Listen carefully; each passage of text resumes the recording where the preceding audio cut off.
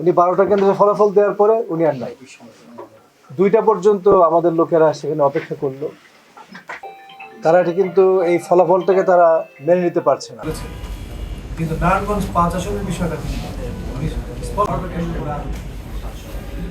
যে বিজয়ী হলে ফলাফল মেনে নেয়া আর পরাজিত হলে ফলাফল প্রত্যাখ্যান করা, এই যে একটা সংস্কৃতি, এর মধ্যে এটা আমি বিশ্বাস করি না। এটা বিশনগঞ্জের এই 5 আসনে যেটা ঘটলো আর কি, মানুষের যে ভোটারদের যে অবস্থা আমি দেখতে পাচ্ছি, তাদের যে ব্যথা এবং যন্ত্রণা, এটা আসলে তারা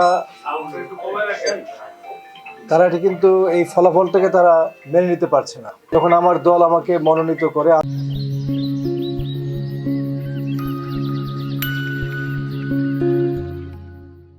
আমি রাজি ছিলাম না। নির্বাচন ফলাফল প্রত্যাখ্যান করার জন্য আসলে না, আমি এসেছি আমাদের ভোটারদের যে ব্যথা এবং তারা ভাবছে যে ভোট দিলাম কাকে আর নির্বাচিত কে হলো। এটা তো নির্বাচন ভালোই হয়েছে, মানুষ ভোট দিয়েছে।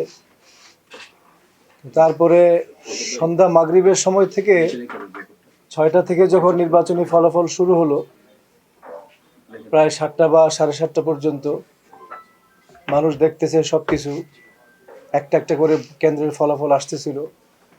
বিভিন্ন টেলিভিশন চ্যানেলে কিছু সংবাদ প্রকাশিত হয়ে গেল আমাকে বিজয়ী ঘোষণা করে। জেলা প্রশাসকের কার্যালয়ে গেলাম 10:30টার দিকে। 11টার দিকে ডিসি সাহেব আসলেন, তিনি তো রিটার্নিং অফিসার, তিনি 12টা কেন্দ্রের ফলাফল ঘোষণা করলেন। মানুষের এক্সপেকটেশন ছিল যে এগুলো ধারাবাহিকভাবে ওনার দায়িত্ব, কর্তব্যের মধ্যে পড়ে যে উনি ধারাবাহিকভাবে কেন্দ্রের ফলাফলগুলি বলতে থাকবেন। কিন্তু উনি আর আসলেন না। উনি 12টা কেন্দ্রের ফলাফল দেওয়ার পরে উনি আর নাই। 2টা পর্যন্ত আমাদের লোকেরা সেখানে অপেক্ষা করলো, উনি আর আসলেন না। এটা আমাদের কাছে খুবই অস্বাভাবিক মনে হয়েছে। আমরা সারা মোটামুটি কিছুটা ভোটে আমরা অগ্রগামী ছিলাম, এরপর থেকে আর কোনো ফলাফল আমরা পাচ্ছিলাম না। সেই রাত 2টার সময় হঠাৎ করে দেখা গেল উনি কিন্তু মাঝে আর আসেন নাই। এটা আসলে আমি এটার এই বিষয়টা আমি বুঝতেছি না এখনো, আমি বুঝতে অক্ষম যে কি কারণে। পরবর্তীতে আমাদের বিভিন্ন এজেন্টদের নানাভাবে খবর পেলাম যে বিভিন্ন অনিয়মের খবর আমরা পেয়েছি, সেগুলো সেজন্য আমরা ভোটটাকে রিকাউন্টিং করার জন্য আমরা নির্বাচন কমিশনে গিয়েছি। সেখানে আমাদের কাগজপত্র আছে, আপনারা দেখবেন। আমি এখানে বিস্তারিত বলতে চাই না, আলোচনা সংক্ষিপ্ত করতে চাই।